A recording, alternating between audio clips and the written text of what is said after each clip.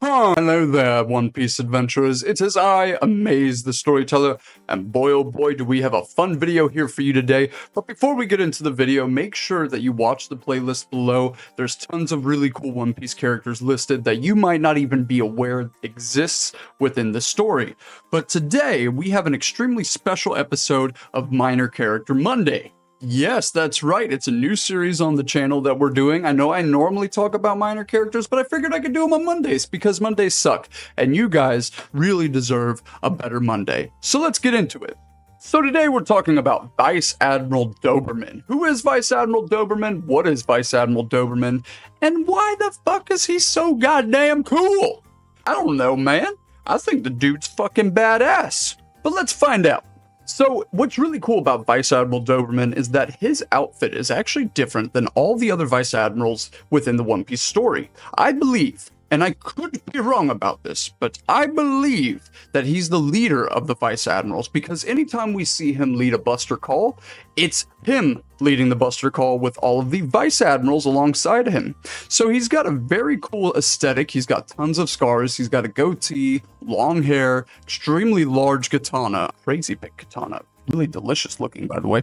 And then he's also got this crazy jacket. This jacket is worn by most of the other Navy officers. However, Doberman's is different in that it's got a blue cudgel or stripe down the center where it buttons up. So very cool aesthetic, very intimidating looking guy.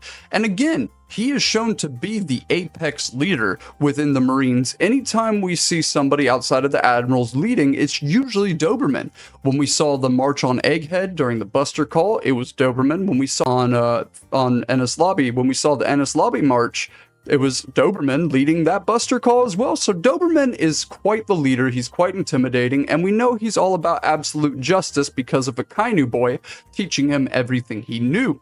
Another instructor that Doberman subsequently had that is also just as evil and ruthless as a Kainu within the One Piece story is Zephyr. That's right, Z himself taught Doberman everything Doberman knows until a Kainu had to take that mantle. Really weird considering a Kainu and Doberman are actually only 3 years apart in age. Crazy. I think one of the coolest things about Doberman's appearance is that he's actually missing a pupil. Now, if you're an anime-only watcher, you would have never seen this, but in fact, he is missing a pupil. So it's stated with that depiction that Oda's drawing there, that it's very possible Doberman might be missing an eye, just like some of our most famous swordsmen, one notably being Zoro. That's right, Doberman and Zoro are both missing the same eye. Again, only depicted in the manga. Whenever it's depicted in anime, Doberman has both pupils. Very interesting.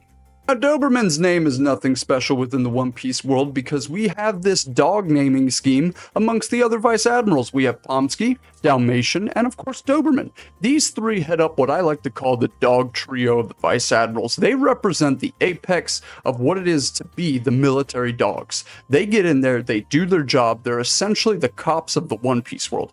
Anytime absolute justice needs to be maintained and order needs to be brought down on these nasty-ass civilians and pirates, Doberman, Pomsky, and Dalmatian are sent in there. Now, the strongest of these three is not our boy Doberman that we're talking about today. No, it's actually Dalmatian. Dalmatian has the most feats out of the other three Vice Admirals I just listed. Pomsky got his ass beat, so we didn't really get to see much of him. However, Doberman was seen clashing with McGuy during the Paramount War. This was a very cool scene, but it's anime only. Never happened in the manga. So Doberman, unfortunately, outside of leading Buster Calls, remains featless. However, I do believe that he's got something amazing coming for him later in the arcs of One Piece. Now, Doberman seems to be one of the most experienced Vice Admirals amongst the crews. He has the most scars. He is seen leading them anytime the Vice Admirals show up. Doberman is the center focal point of the Vice Admirals. So he's a very cool character, but what made him so infamous? Well, it's slightly possible that he became infamous taking on the Yonko before they were the Yonko and they were the Rocks Pirates. He is, in fact, old enough to have been a young Marine at that time. But it's unclear. We don't know. We can only theorize. My theory is that he's actually a Navy hero. Similar to Colby, he probably did something in an absolute justice fashion, maybe killing civilians in order to save the bigger picture, or the Gorosei awarded him Justice Man of the Year because he did something awful like killing civilians in the name of the Gorosei. Who knows? And I also want to bring up what happens when an admiral's not available, and let's say a civilian decides they get their balls up and attack a celestial dragon. Well, they would send in the vice admirals, right? So maybe that's Doberman's job. Doberman's job is to round up all these asshole civilians that get in the way of the absolute justice order that they're depicting, and that pudding is served up mighty dry because Doberman slices these bitches in half and takes them in as the good old puppy cop he is. Now, don't get me wrong, I love Doberman. He's one of my favorite characters, but in the context of the One Piece story, we see Luffy and his crew as the good guys, and by extension, Doberman and the dog trio are the antithesis to everything good in the One Piece world. They hunt down these pirates, they bring them to justice. I would wager that the good vast majority of the impelled down prisoners were brought in by Doberman and the other two dog trio members. Kinda crazy. Now, we know in an anime-only scene that he clashed with Lightning McGuy, but what if that was actually canon? What if Doberman's whole purpose within the One Piece world would actually be to introduce the other alliances that Whitebeard had during the Paramount War? Of these alliances, we had Whitey Bay, Lightning McGuy, the Caliper dude, and of course the Walrus Mink. I don't remember their names, but they were cool as shit. What if Doberman, serving on the Grand Line, what if his job was to take in and capture these notorious pirates that not other mini Marines could do on their own? Remember, most Marines are probably fodder within the One Piece world, so Doberman is a class of his own. Being a class of his own, he can handle himself quite well, as we've seen. His swordplay's no joke. He has a giant katana, and he's got one eye, which means he can narrow in with the other one. Depth perception may not be great, one being named after a dog, and two, missing an eye. This is not great for Doberman, but he doesn't lack anything. He picks up the pace with Haki and Rokushiki techniques alike. Being a Vice Admiral, he has access to both of these abilities, and he displays it well on the battlefield. Now, when we talk about absolute justice, we know damn well the pinnacle of absolute justice is A, Akainu, and B, Rob Lucci. We've seen these individuals commit atrocious acts within the One Piece world, killing civilians and Marines alike for simple reasons such as abandoning their post or crossing the world government through words only. However, Doberman's not necessarily innocent of doing this as well. During the Paramount War, we see Doberman command a Marine to stop helping the wounded and get to action when Law took Luffy in his submarine. This showcased just how ruthless Vice Admiral Doberman would later become in the later years of One Piece, because during Egghead Island arc, we see just how ruthless Doberman actually is. When Saturn orders the Buster Call, knowing damn well that the Cypherpole agents are still stuck, about 200 of them in fact, still stuck on Egghead Island, Doberman doesn't question it and continues with the Buster Call. Now, if you guys aren't familiar with the Buster Call, I've mentioned it a few times within this video, but it's essentially where 9 Vice Admirals go to assault and absolutely wipe an island clean, cleansing it of any notorious deeds against the world government that they might have committed. Now, Saturn and Doberman's relationship is not a complex one. It seems that Doberman is a subordinate. It seems that Doberman's a direct subordinate of Saturn himself. And Saturn trusts Doberman to a T to carry out his orders, showcasing just how devastating Doberman is at executing these absolute justice orders. That being said, Saturn's not the only one that Doberman has a relationship with. It's also well known that Akainu and Doberman share similar beliefs and are, in fact, buddies. They're drinking buddies. But we don't really know if it's a protege superior vibe that we get, or if they're just best friends in general. There have been a couple of cover pages in the background. We see Doberman hanging out near Akainu when they take Saki during the Shiki arc. What was that called? Strong World, during the Strong World manga panels, and we see all the Vice Admirals. Doberman is seen sitting next to Akainu. Very cool. Now, when we talk about the Marines, we have an interesting faction that's often forgotten about within the Marine Corps. We're talking about Sword. Sword is one of the biggest cruxes of all of One Piece. It's going to play a larger role now that Garp has been defeated and captured by the Cross Guild, allegedly. It'll seem that Sword will have a giant role to play in the later years of One Piece. It seems that Sword will have a giant role in the final arcs of One Piece, and with it, Doberman will also play a huge role, being the antithesis to Sword. You see, the faction seems to be split. You have the absolute justice takers, and you have Sword. It seems the absolute justice despise Sword because Sword does not stick to the laws of justice. They do their own advisories, and they commit essentially crimes against the world government by having the ability to dismantle the name at any given moment. What do I mean by this? Because that was a little convoluted and I apologize for that. Essentially, they can abandon themselves as Marines and ditch their rank and title and just commit acts beyond behalf of themselves. So they lose all benefits of the world government and are essentially fired at that point, and the world government doesn't have to round up these quote-unquote dogs as spoken by Akainu. Now, the absolute justice line and the sword line are two complete opposites, but within the absolute justice line, there is one individual that Doberman holds into the highest esteem, and that seems to be Rob Lucci. Rob Lucci was mentioned multiple times by Doberman to be one of the strongest assets the government has to offer, and he was so confident in Lucci's abilities, he didn't send any Marines to help protect Robin during the train car ride. It was in fact stated by Doberman that sending Marines would be a waste of time because Rob Lucci can handle any threat his own. So Doberman and Rob Lucci's relationship, while being distant in physicality, seems to be really close in empathy. These two lack any type of empathy for humankind and will wipe out anybody they see fit. It's crazy. Absolutely crazy. Remember that scene where Rob Lucci killed 500 royal guards? Yeah, Doberman was like, good for him, and applauded him. Absolutely insane. He was also seen crying one time within the One Piece story, and it was a non-canon event when Zephyr died, because Zephyr taught Doberman everything he knew until Akainu took Doberman under his wing, not necessarily as a protege, but as a superior officer.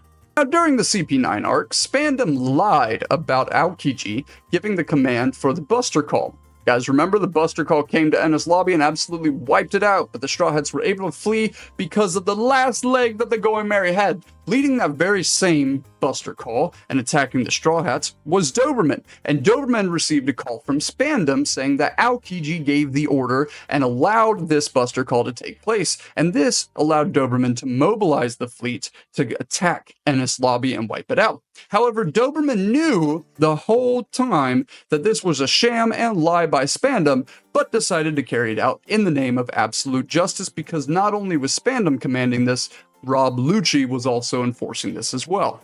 Now, if nothing else, Doberman's a great tactician. We see him holding the line once Ors broke it. If you don't remember Ors Jr. came in and broke the fucking line of Marines and then ended up dying because the Admirals fucking wiped him out. It's not confirmed if Ors Jr. is dead or alive or if Moria got his body or what, but during that time, Doberman and the other Vice Admirals were holding the line so that Ace could not be reached by the Whitebeard commanders. At this time, Doberman was seen strategizing with the commanders of Navy HQ and seen maintaining that line of defense against Monkey D. Luffy, Crocodile, and Ivankov, along with Jinbei. He was able to hold that line, so the dude's badass for sure. He's a great tactician. Not only that, but when we're talking about Buster Calls, he's always seen organizing all of the troops, sure that there's enough troops, making sure that there's enough ships, making sure that there's enough munitions. He asks all of the right questions at all the appropriate times, making me believe that it just so happens that Doberman is the greatest Vice Admiral amongst them.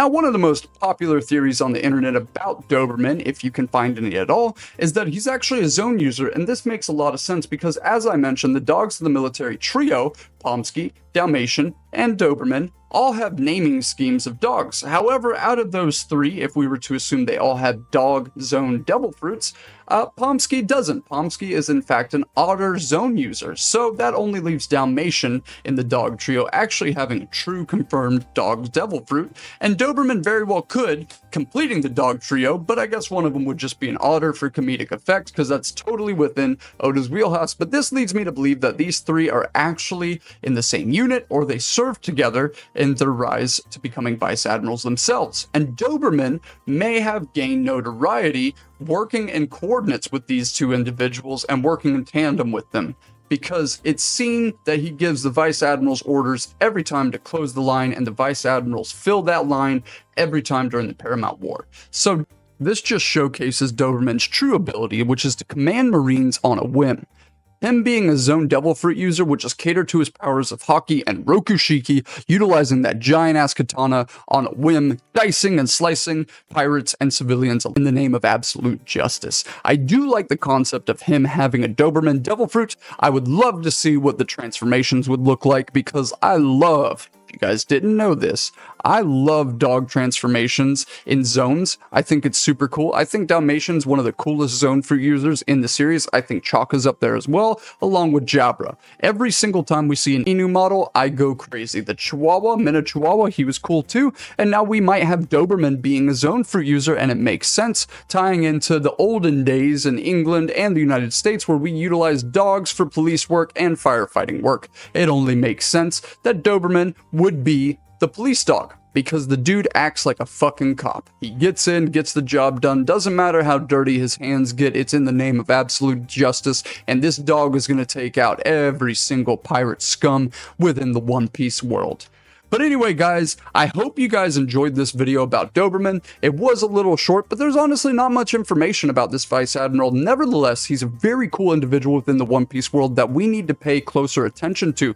Remember, in the manga, he's missing an eye, and Oda does these things on purpose, and there's going to be one of two things, either lore or a hidden ability regarding that eye. Or it just could be an appearance aesthetic to make him stand out amongst the other Vice Admirals. We won't know until Oda states it, because God Oda is the god of One Piece. Anyway, love you all. Thank you so much for tuning in today. And again, please watch the playlists. I need your watch time. Don't forget to like and subscribe. And I will see you all in the next One Piece video. Bye-bye. Just a sneak peek, just leaving this in me. Don't let them know that Chopper's going to be the next video. Don't let them know that Heavy Point Chopper and fucking Monster Point Chopper are my favorite choppers in the whole series. Don't let them know. You heard nothing. You didn't hear a fucking thing. You hear me? You think we're talking about Chopper next. That was to Future Me, because Future Me is like, oh, I'm going to do this crazy-ass video about Shanks. Oh, I'm going to do this crazy-ass video about Mihawk. And then I'm like, Mason? Let's make a video about Vice Admiral Dalmatian. Everyone should like Vice Admiral Dalmatian because I like him. I understand that's not how it works. Don't worry, guys. In the queue, we have Chopper and Shanks coming up next. But anyway, guys, seriously, love you all. This is Amaze tuning out. I'll see you at the next One Piece campfire. Bye-bye!